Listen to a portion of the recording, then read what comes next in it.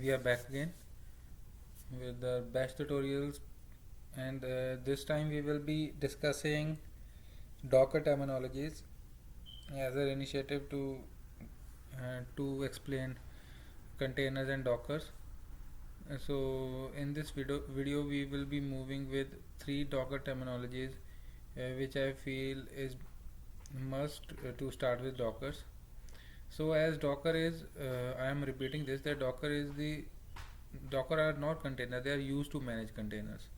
So we have basically three concepts of Dockers, which we really need to learn before starting the configuration of Docker. The first is your Docker image, second is your Docker engine, and third is the Docker file. So Docker image are layered file systems described via metadata that represent all the dependencies necessary to run an application. So where these Docker images are, so we have a Docker repository. So when we will configure a Docker engine on a particular host operating system, we will first configure a Docker repository. Then that Docker repository will be used by a Docker engine to get the Docker images, which images will be used to build containers. So these images will have their own metadata that will have their all dependency resolved within the container. So there is no dependency on our host operating system. So without Docker images, um, you can build your own Docker images and upload on Docker repository as well. So each image is an individual, so you can't add the Docker image after creating a container. When you create a container, that will be a read only, so you will only be able to share the application layer of container. You will not be able to touch the basic image and your kernel layer.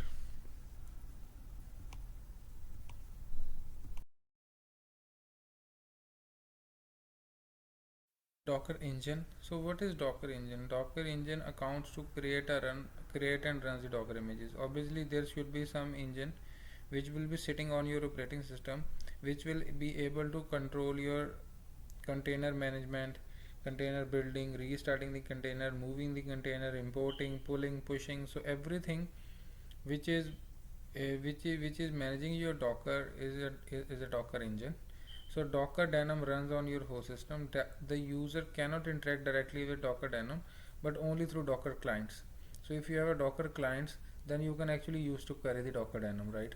So when we will be doing the Docker configuration or Ubuntu or AWS, then these things will be more clear. So because one should actually be aware of the terminologies for getting to start the configuration, that's why I have included this tutorial. So moving ahead, so the third terminology is the Docker file. We already know there are CloudFormation templates. We already know there are receipts and manifest in our infrastructure tools. Yes, I'm talking about Chef and Puppet. So the same, we have Docker file in which we can actually set up the commands which we want when the containers are being built. We want what type of configuration are done on those containers, what type of output you want. So everything you can define in a Docker file. And when you are initiating the Docker build using Docker file, all those commands will be executed. So we will have a demo on this Docker file as well with a particular sample Docker container configuration.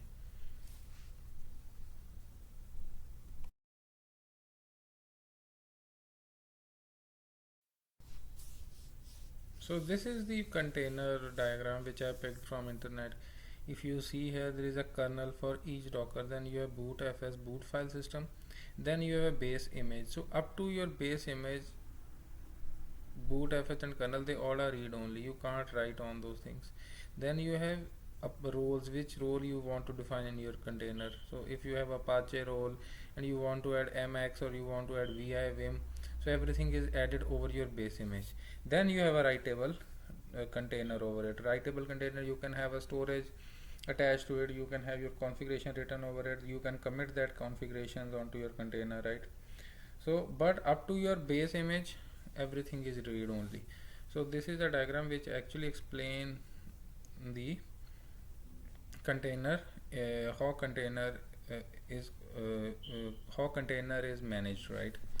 So this is the small terminology tutorial which I think it was must before in starting a Docker configuration. So if you like it, please subscribe and share it. If you have any doubt regarding any terminology or any extra thing about Docker, you can just type a query beneath on your comments and we will reply back. Thanks and keep learning.